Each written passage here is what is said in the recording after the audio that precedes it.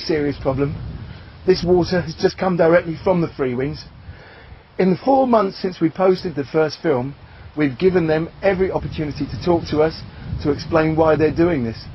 On several occasions they gave us verbal explanations via a third party that this was not dangerous, this was all fairly clear water. Well, I think you can see from the film that we just showed you, this is anything but clear water. The odour indication is definitely that it's either sewerage or part sewerage. I would say at a guess it's part fresh, part sweet water, part salt water.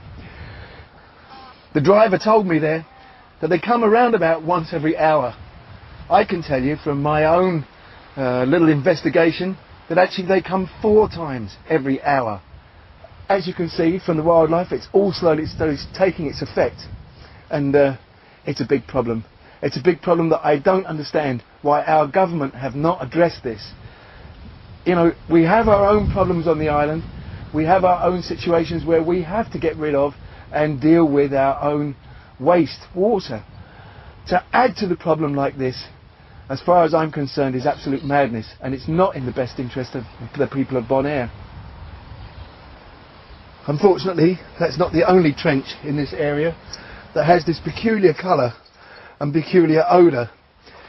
You can see very clearly along the bank all the trees are dying. This also suggests that there's a strong indication this is not organic. Possibly chemical waste. Whatever it is, it's certainly not good for us, and we have still not addressed this situation properly. We really need to do this, and you just can't stress the importance enough. You've probably all heard of Dianetics, right? He started with it in 1950.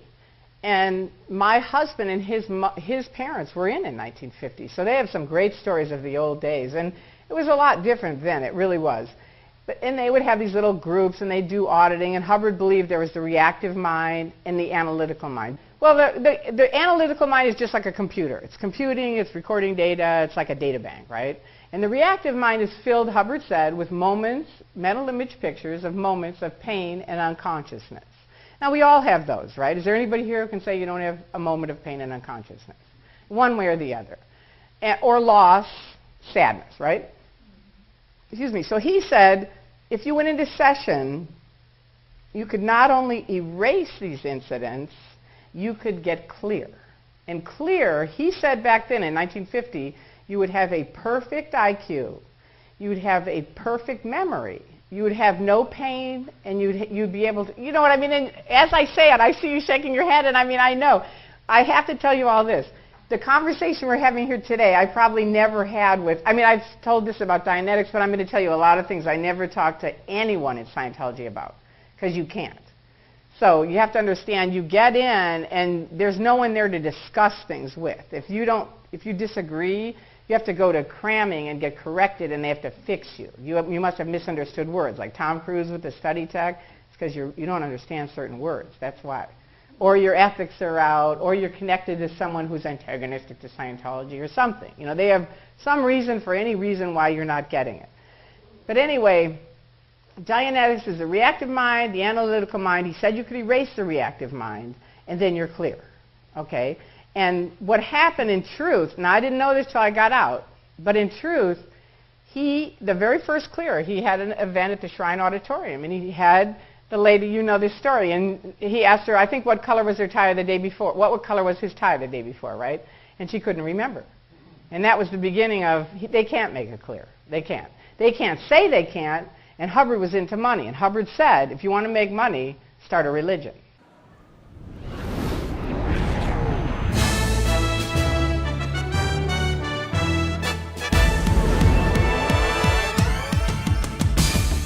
I've studied a lot of data about Dianetics and Scientology, even before this point. And I just felt my entire training universe go poof, and it all became aligned. They're everything. And the entire bridge wraps around these basics. This is Dianetics and Scientology. We've all heard about hidden treasures before. We've all dreamed about going on adventures and finding these hidden treasures.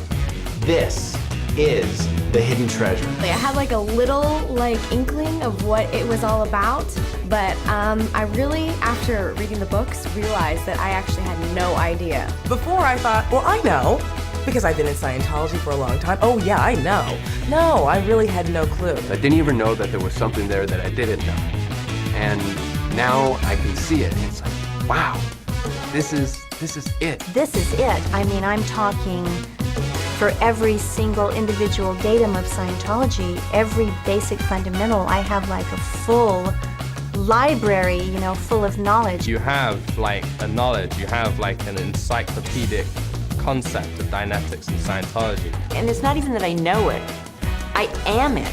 Now, the whole thing is crystal clear in one picture. After I finish each book, I'm like floating. It's just like, whoa, what happened here? It flows and you go through it, and it's like hot knife going through butter. It's like a lightsaber through butter. It's just like, I'm not a fast reader at all, but reading these books, I was a fast reader. Dianetics took me like 20 hours. I did Science of Survival in less than 3 days. Advanced Procedures and Axioms took me less than 5 hours.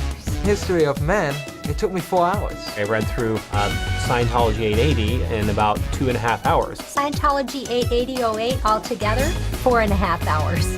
You read the books and you have these lectures that you listen to, and your reality gets completely blown out. When I listen to the lectures with the books, it's like my duplication was like increased like 1,000,000 times. They come to life like somebody just turned the lights on. Every time you listen to a new lecture, it's like a new light bulb goes on. Pretty soon you're like in a huge stadium with like, with light. When I was studying the Philadelphia Doctor course, I was so blown out of my head, and I was like, oh my gosh, this is it. It just flows, and I felt like I was completely duplicating him, and then I was completely there with him like the whole time.